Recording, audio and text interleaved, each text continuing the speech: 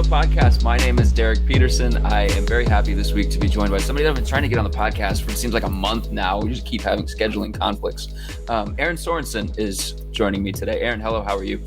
Hello. I'm good. Yeah, it's been with just the travel, like Rutgers being a Friday game, that threw everything for a bit of a loop. So even this week, we were joking because how we are recording right now is I'm actually in the same city as you. I'm just much further south at the moment. So, but we're making it work. Yeah. Well, yeah. It's funny. We're in the same spot and we're still going via like kind of Zoom, not really Zoom, whatever this is. This is just so much easier. This is the way that everyone should do this. And they're actually, now that you bring this up, there are actually a handful of schools over on the West Coast that are still doing media availability via Zoom. Ooh. And I'll listen into, some of their press conferences, and it runs so much more smoothly than, say, like gaggles that happen where you've got three reporters asking their question at the same time and one person trying to be as loud and as obnoxious as possible so that they're the last one standing so that they can ask their questions. When you have it on Zoom, even if you're all in the same place, when you have it on Zoom, it's just a much smoother operation.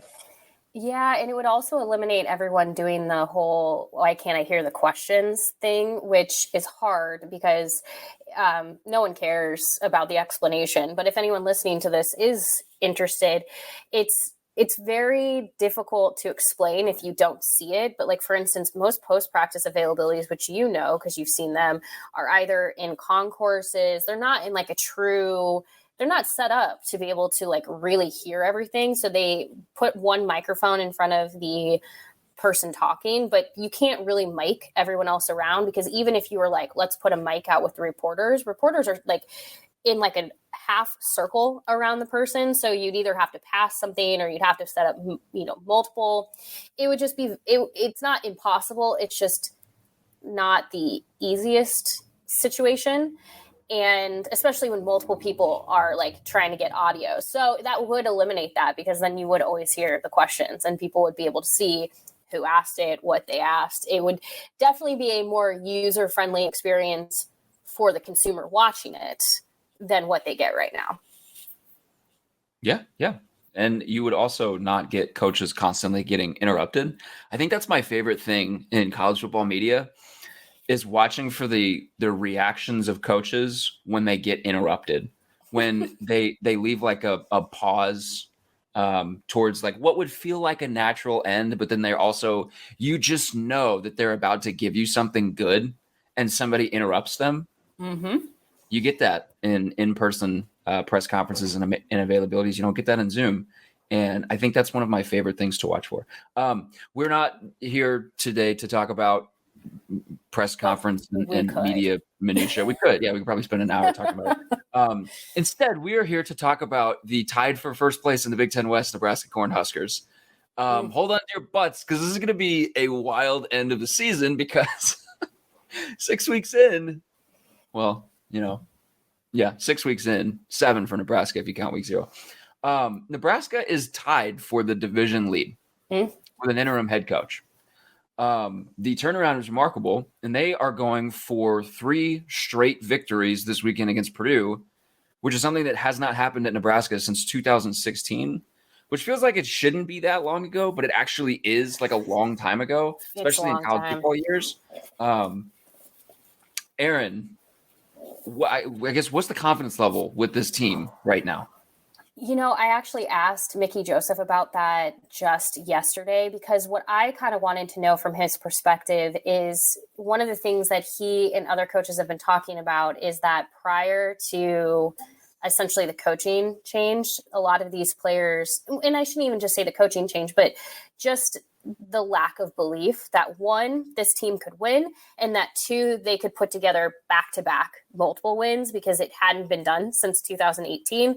So there's this like fine line where they're walking this fine line right now where you want them to have that confidence, but then I was kind of like, how do you keep them from then teetering into maybe overconfidence where you want to kind of balance we're still the underdogs. We still have our backs against the wall. We want to keep that mentality, but we want to have the confidence that we can win. And I asked him, and he basically said, they're taking on my mentality. They're taking on the way I approach things, the way that my makeup is as a coach. That's what they're taking on. And that they do, like, he's like, I don't see doubt in their eyes anymore. I don't see them believing. I see them essentially believing that they're capable. And I think that's where this team is right now, where there's obviously Purdue is currently a 13.5 point favorite, but that opened as a 16.5 point favorite when the lines opened on Sunday. And there's a reason for that. This Purdue team is pretty good. There's no disrespect to Purdue, and Nebraska hasn't earned that respect yet. And even with 2 wins back to back, they still have a lot to prove. But this team, the mentality of it is, I don't think that they're approaching games as, do we believe in ourselves? Do you think we can do this? Like, they sincerely believe they can win, but they know it's going to be tough. Like Mickey Joseph said it, we know these are going to be slugfests. We know they're going to be tight games. We know these are going to be tough, but like, we believe we can do it. And there's no moral victories to be had in sports, but that is a step in a direction where that's a positive. I think if you're a fan who's trying to maybe take away good right now, that when I was watching the Rutgers game, the way they went into halftime a year ago, I would have told you there was no way that team was winning. The mentality switched. They made adjustments. They kept their heads above water, and they managed to pull out a close win. There's something we said about that. Now, we don't know what they're going to show against, Purdue, but I do think they probably deserve a little bit more respect than that line shows, but at the same time, Vegas likes money.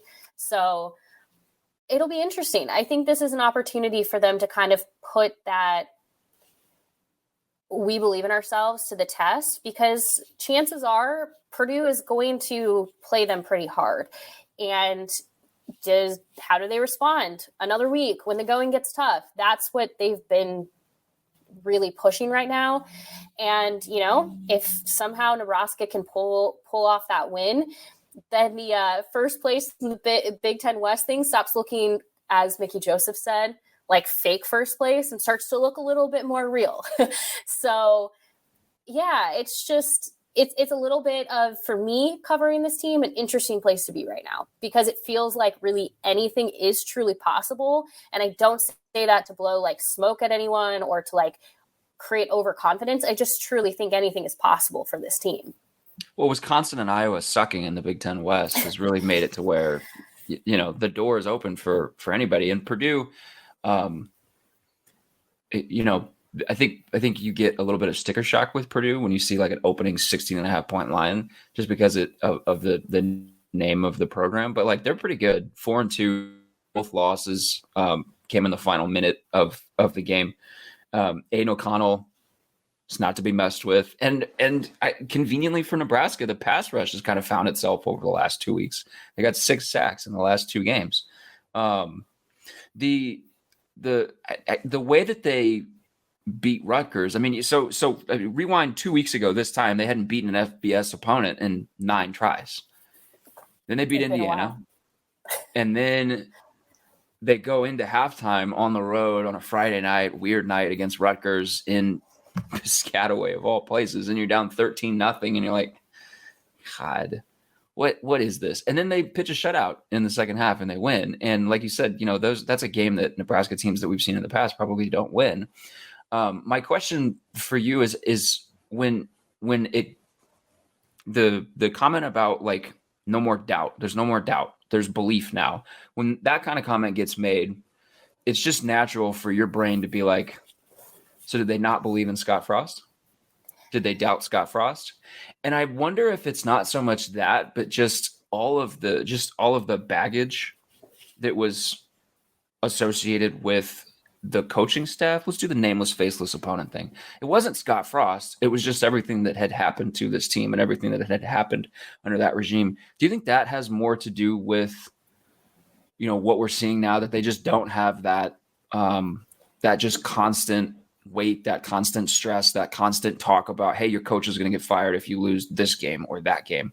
And now, while they probably were sad to see Scott Frost leave them, because Scott Frost is the guy that brought them, most of them, to Nebraska, that there's sort of like, it wasn't that they doubted Scott Frost. It was that now they're just in a situation where, I don't know, they feel like they're playing free, they're playing loose, they're playing without any weight. Or I guess maybe, do you think they did doubt Scott Frost, if you want to go that way? I don't think that it was so much that they doubted Scott. I think what you're saying about playing freer, playing looser, I think that's coming from a place of just not having so much of that baggage, like you just said, that burden. And in fact, I said this prior to Scott Frost's firing, that there were some moments that reminded me of what I remember seeing at the end of specifically the Bo Pelini era, where a lot of these players were very, very attached to their coach. And that there's nothing wrong with that. Players are recruited by, they're coached by, they create relationships with these position coaches, these head coaches.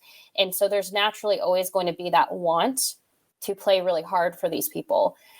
The thing, though, that like I kind of started to see with Scott is that it almost felt like some of the players were taking on so much of his burden. They could it felt like they knew the stakes in place, that if we don't play better, if we don't win, if we don't start turning this thing around, he's going to get fired.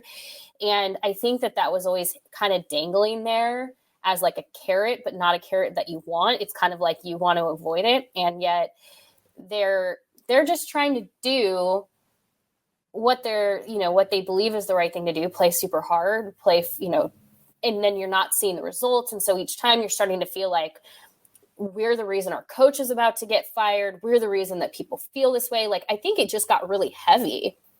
And I remember feeling that way toward the end of the Bo Pelini era a little bit too, just kind of seeing that where like you could feel it, where players were a little bit like, now that was different because I understand Bo had like 9-win seasons. So it wasn't like they were fighting for wins in that case, but like you just kind of could feel it where they were like, this is on us. It becomes the us against everyone else viewpoint and scenario.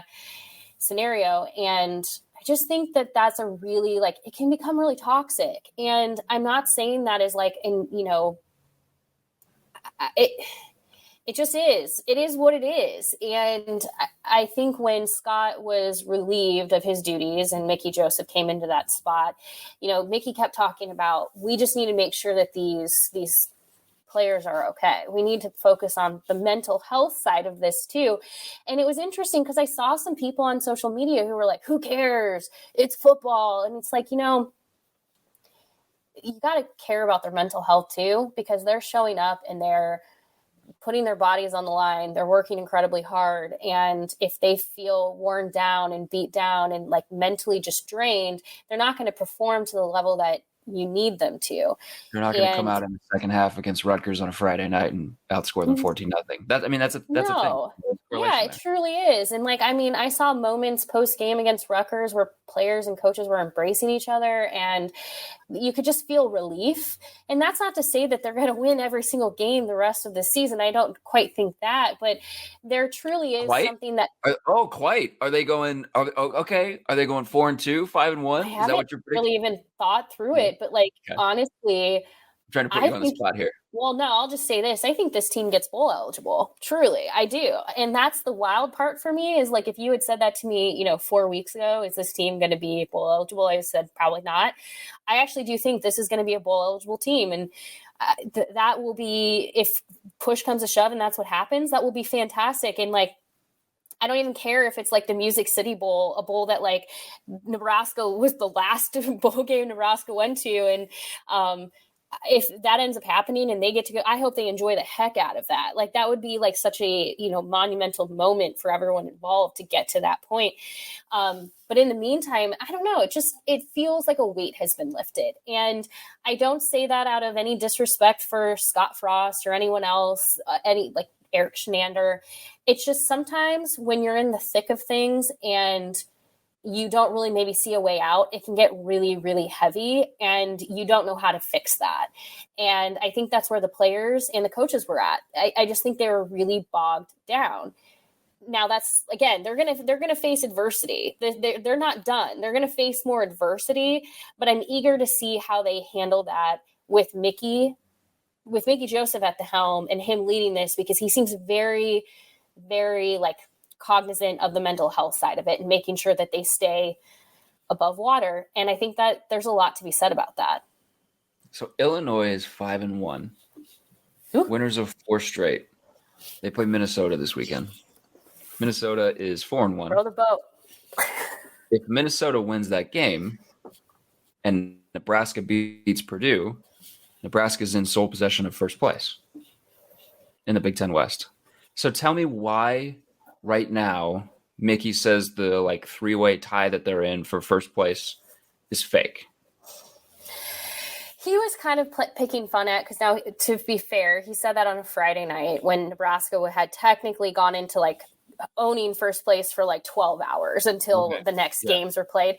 But his point overall was all of this means nothing. The real rankings are the end of the season. Basically, where you're ranked at the end of the season is when it's real. So everything until that point, none of this really matters. And so he joked it was fake first place because of both the fact that they were just about 12 hours ahead on a game before everyone else, but also because he doesn't think any of these matter until you get to the end of the season, where you are week 12 heading into, postseason play.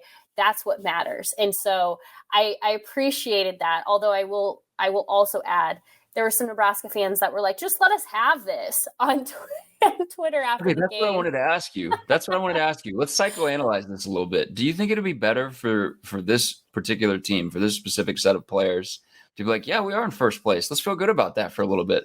Or do you think that the approach of, no, it's fake. We're in a tie for first place in a weak division. Like it doesn't matter until the end of the season. Do you think that's the better approach? I actually think Mickey handles both. I think he doesn't. I don't think he's probably ever said the latter to any of the players, because he's very clear they get 24 hours to celebrate. They get 24 hours post game to feel however they want to feel. Celebrate being in first place, celebrate the win, feel down if you lose, whatever. You get 24 hours. And then once the 24 hours is up, you are on to the next. You are on to that next game. And I think that's really interesting, because the one thing I have not noticed Mickey do is if he hears like, hey, a player said this, what do you think? He never like counteracts what they say, in the sense that he doesn't go, no, it's not like that. Like, he validates that they have the right to feel that way, and then says where he may be at on it. And I find that to be a really interesting thing, because if, say, Casey Thompson, who is the last person who would do this for the record, but if he came up to the podium one, Tuesday and is like, Nebraska's first place, so excited, I don't think Mickey would come up and then say, he shouldn't have said that. He would just be like, he has, he could feel that way. This is where I'm at on it. This is what I think. It's just a little difference to see that from Mickey Joseph, where he does that a lot, where he validates the feelings and the thoughts of others, but then he says where he's coming from on it. So I'm guessing if a player is like super excited about that, he's not taking that excitement away from them. But after the 24-hour period, it's like, all right, we got to focus on the next. If there was a social media narrative or like quip, cute little talking point if I could have one thing that Mickey Joseph would just latch onto and be like, yep, we're riding this, it would be the Nebraska curse thing that's cropped up on Twitter.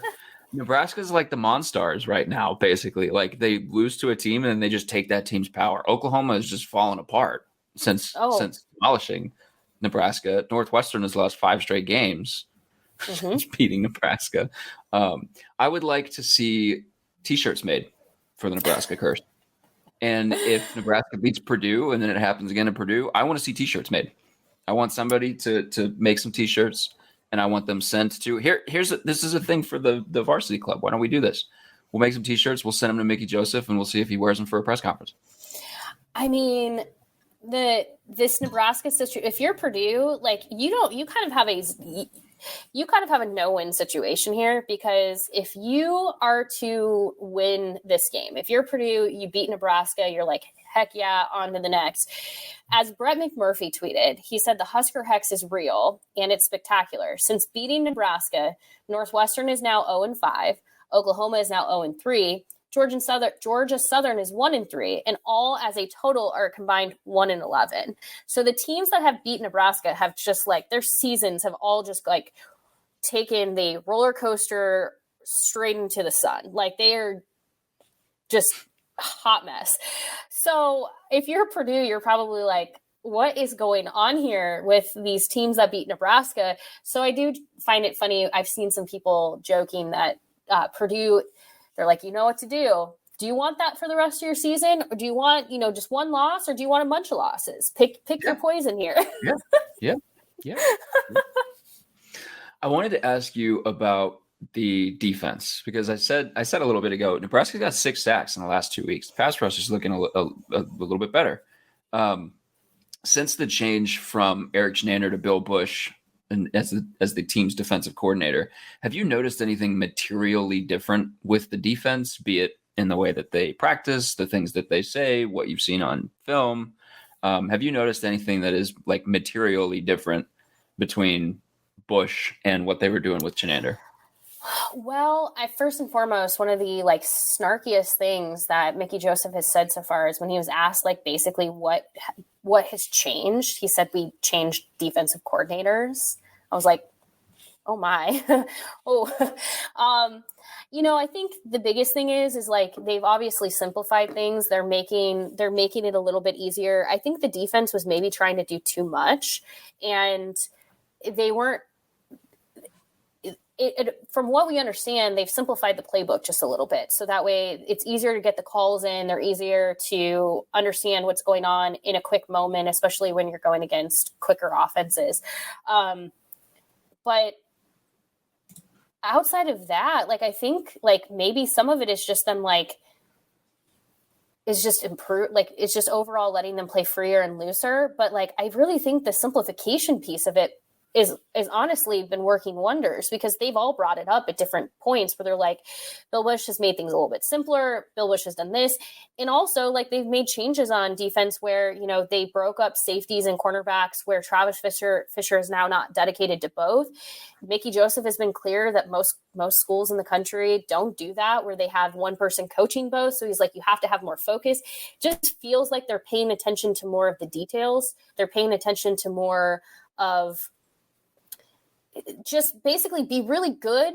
Like it's better to be really good at a few things than like okay at a lot. So instead of having a playbook that is massive that you can't execute well, have fewer plays that you can execute well. And it so far it has been working well in, against who Nebraska has been playing. Are there teams that could make that more difficult going forward? Sure. But like, I think that's been the biggest thing is I think Bill Bush has just been like, let's not make this more complicated than we need to make this. And it has paid off for the defense. Yeah. I mean, we are talking about, Indiana and Rutgers, and they've got tougher games coming up. Let's just put on the hypothetical hat for a second. They beat Purdue, Minnesota beats Illinois, Nebraska is sitting in first place in the Big Ten West heading into the, kind of tough closing stretch of its season. Mm-hmm. They get bowl eligibility. I don't want to go through and be like, hey, they'll win this game and then they'll win this game. Oh, but they'll lose this game. But they get bowl eligibility. What would you put the likelihood that Mickey Joseph keeps this job and or Bill Bush stays on this staff? So if Mickey Joseph, let's start here. If Mickey Joseph gets the job, Bill Bush staying as the defensive coordinator in some role for Nebraska would be probably close to 100% guaranteed. Like, I do think that if Mickey Joseph was developing his own staff, I think he has a long relationship and trust with Bill Bush that like he would want to keep him in the role that he is in now. With that said, I do believe that Trev Alberts means it when he says that like they're doing a full they're looking at, they're not leaving any stone unturned. And I do think that includes Mickey Joseph.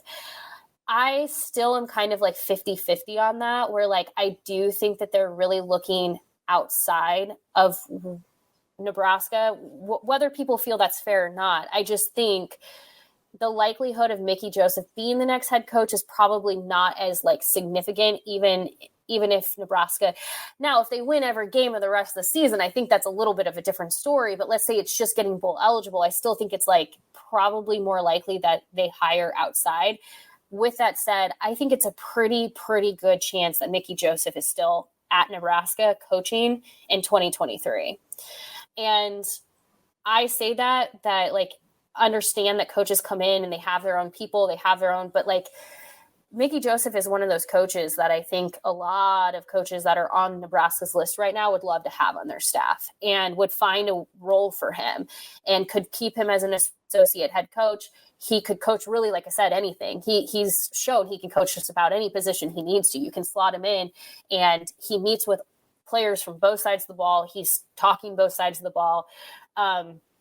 So I feel pretty confident that Mickey Joseph is around in 2023. What that role looks like, whether he is, the full-time official head coach or something else, I don't feel as confident saying he is Nebraska's head coach next year. And I don't say that out of a place of disrespect. I just think that Trev is still sincerely looking very broadly, or has honed in on maybe, a set of candidates. But to be honest with you, this is why I'm so glad I'm not in one of those roles, because I am the kind of person where like, I would just be like, you're doing a great job, I'm going to hire you. And that's why like, I'm an empathetic person where I'd be like, oh, I don't want to take this from you. So like, I guess it's good that it's not mine to think about like in this way, but I don't know. I feel more confident that he is on the staff as an associate head coach and coaching a position group than I do that he will be the next head coach, but I could be completely wrong. And if I'm wrong on that, like these are those times where like people are like, oh, you're going to be wrong. It's like, if I'm wrong, like that's like, I'm not going to be like, oh, I'm so angry I'm wrong. I don't know. Are you more confident now? Because you said 50-50. So were you like, has it changed at all over the last 2 weeks? No, I'm still in kind of the same spot with it where I think you're not being influenced by. No. And I think that's the small window. No, I think I've been kind of 50-50 on it the whole time, where I'm like, unless like it goes catastrophically bad, or unless it goes like just outstandingly well, and then your decision is really easy one way or the other. I think if he just studies the ship and gets Nebraska into a good situation through the rest of the season, I'm just not yet influenced with that. I'm just not yet convinced that that's going to be what is the ultimate influence, if you will. I don't know. Again, there's a reason that it's not me, because I would be horrible at hiring for this job. But I think that's the path you have to take. I think that's the route that you have to take, because if you look at like Georgia Tech's won 2 games since they fired Jeff Collins. They beat Pitt, probably feeling pretty good. And I say this is like ultimate respect for Mickey Joseph. I think he's a great coach. And I hope I'm right when I say he's on Nebraska's staff no matter what in 2023. I really do believe he's in Lincoln in 2023. I don't think he's going anywhere. And I think that's great for Nebraska. But I also think Mickey Joseph, just for a side note to anyone, who's curious about the kind of person he is, I don't think he is the person that has to aspire to be a head coach. I think he is so happy being in a place where whether that's Nebraska or somewhere else, but I think if he feels that he's in a place where he's making a difference, he's valued, he has input and is making a difference in some way for that program, I don't think he doesn't feel to me like one of the coaches that's like constantly trying to aspire to like the next level. I think what Mickey is aspiring to is a place where he's happy and finding success with a good group of, good group of coaches and players and a team where he can be proud of. Like, I think if he ended up as a position coach, associate head coach for Nebraska, I think he'd be very happy there. I could be wrong, but that's just my read on him, is that he is just very I don't think he's chasing that next, kind of what we were talking about, and I did poorly explaining it recently, but my thoughts on Bill O'Brien, how I think Bill O'Brien is constantly chasing kind of what's next for him. I don't get those kind of feelings from Mickey. I think Mickey is kind of always looking for what's the best place for me? Where do I make the most difference? And where do I have the most impact? And that's a pretty special type of coach to be, because there's not a lot of people in this industry that I would say operate like that. And that's just my read on him. So I could be completely wrong, but that's my read on him. Is he is truly about his players and making an impact. And that's not to say people like Bill O'Brien are not, but I do think there are coaches, a lot of them in this industry, that are always kind of keeping a little bit of an eye out on like, what's the next thing for me? So we're just going to turn this into the Bash Bill O'Brien hour. I'm for it. Oh, sorry, everyone. I don't like Bill O'Brien as a candidate. I don't care about him. I don't like him as a candidate for Nebraska either. So give me Dave Aranda running the defense and Mickey Joseph as the associate head coach running the offense. I think we'd be good. Be a pretty good team. Erin, what are you most interested in seeing from Nebraska this weekend? Are you wanting to see, continued I guess chemistry between Casey Thompson and Palmer at wide receiver? Oh, I thought you were going to say the offensive line. I was going to be like, "Ooh, what chemistry?" Are you wanting to see something bigger picture? Are you looking to see sort of how they respond? Crack open the notebook and tell me what's the top bullet point on you of things that you want to see this weekend from Nebraska against Purdue. One, I'd love to see the offensive line do something. Just something. Anything. This offensive line has to figure something out, because Casey Thompson is not going to continue to make it through games if he is not going to run for his life like Adrian Martinez did and many quarterbacks before Adrian did. That is not going to be that is not the quarterback that Casey Thompson is, and expecting him to be that quarterback is unfair to him. So I think I would just like to see the offensive line step up and provide more time, because people have been commenting about how Casey, they're like, he needs to step up in the pocket. He is so he doesn't have much time. And you can also tell he's hesitant, because if he steps forward in the pocket, he doesn't know how long that pocket's going to be there before it starts to collapse. So there's a whole mental piece of this where it's like, if the offensive line can just get him a couple of breaks, I think that will help with confidence. I think it will help with their just relationship overall and how they work with each other. So I'd like to see the offensive line step up and improve in some capacity. I do want to see just more of those. I know people joked that they were like YOLO bombs to Trey Palmer, but there's something to be said. There's obviously a clear connection between Casey Thompson. I'm thinking of that GIF or that meme that was going around that was basically like, just toss it up and just like Trey will be there. Yeah. It was well, okay. I don't know if he started this, but it was last year. It was Colton Pouncey with the Athletic that sort of turned it into a thing with Peyton Thorne and Jaden Reed at Michigan State, where he anytime they had a big play, he'd tweet out a picture of Peyton Thorne gearing up to throw, and the caption would basically be "F it, Reed's down there somewhere." That's it. That's the meme. Yeah, that's what it is now. And I love that. Yeah, I love that. There's things that I could say I'd love for them to get the tight ends more, utilize, get them more touches. I'd love to see the running game kind of, continued. Anthony Grant has had some big games, but then he's had some games where he's been really limited. And obviously without AJ Allen, you need Gabe Irvin Jr. or Yant to step up.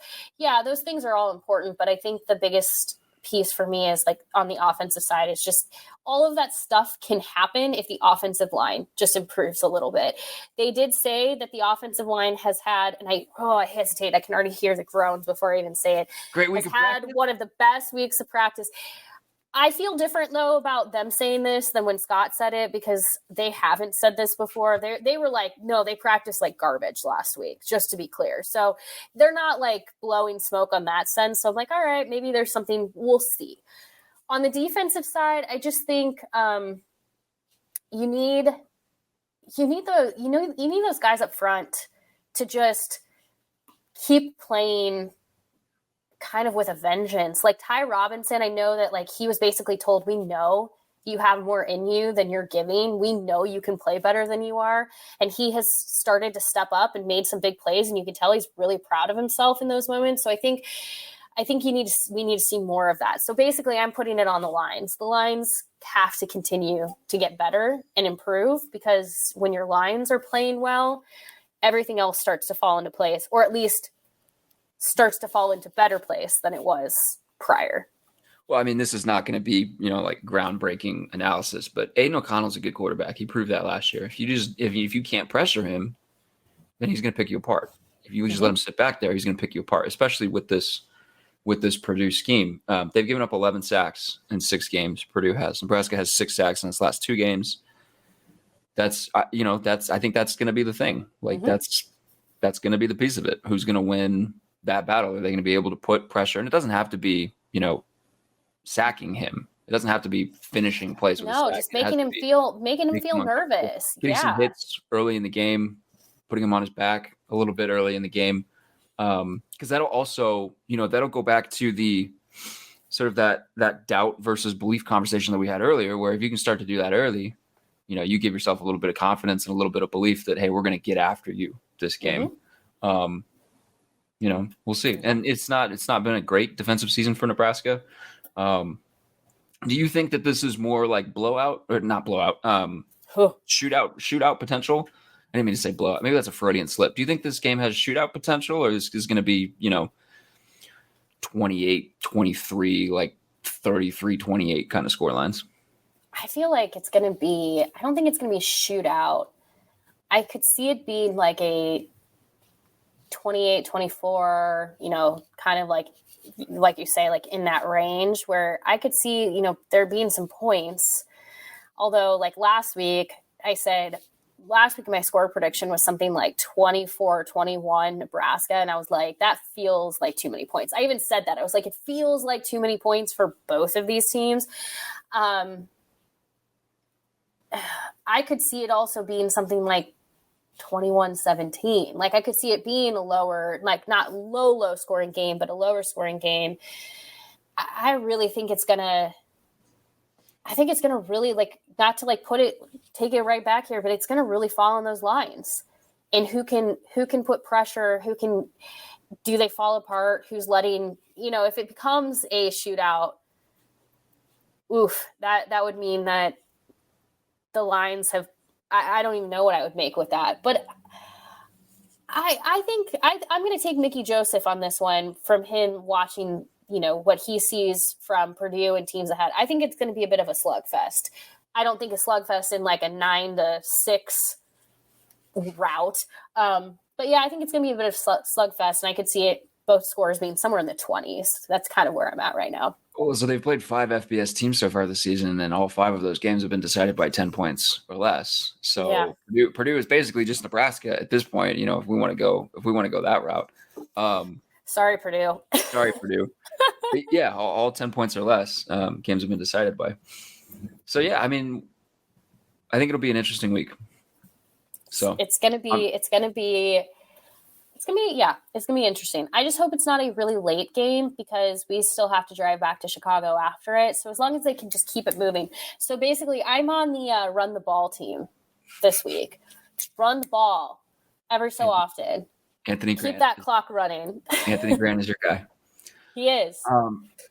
For those listening that want more of a sort of an in-depth preview of Purdue, go listen to the IAD Preview podcast with Brandon Vogel. It's going to give you everything that you need to know. Also, Erin Sorensen has her own I don't know why I just say your last name. I've been talking to you for 30 minutes. I didn't need to say your last name. 40 minutes. Erin has her own podcast with Sasha Durkin, the Mind Your Own podcast. Go listen to that as well. Also, we've been off for like a couple of weeks. So if anyone's like, where's the new episodes? We're returning next week. It's going to be the bye-week return extravaganza. Excellent. If you have not already, make sure that you are subscribed at hailvarsity.com. Go to hailvarsity.com/subscribe. Use the promo code Varsity. Get that taken care of. Erin, you got to go. You got stuff to do. Thank you for coming on the podcast. It was good to catch up. Finally, get you on here. I know. And we're in the same city too, but here we are in different places. Shake Shack soon. Shake Shack. Shouts to you guys for listening to this episode every week. Shouts to Cam for producing this episode every week. And we'll be back next week. Thanks, guys.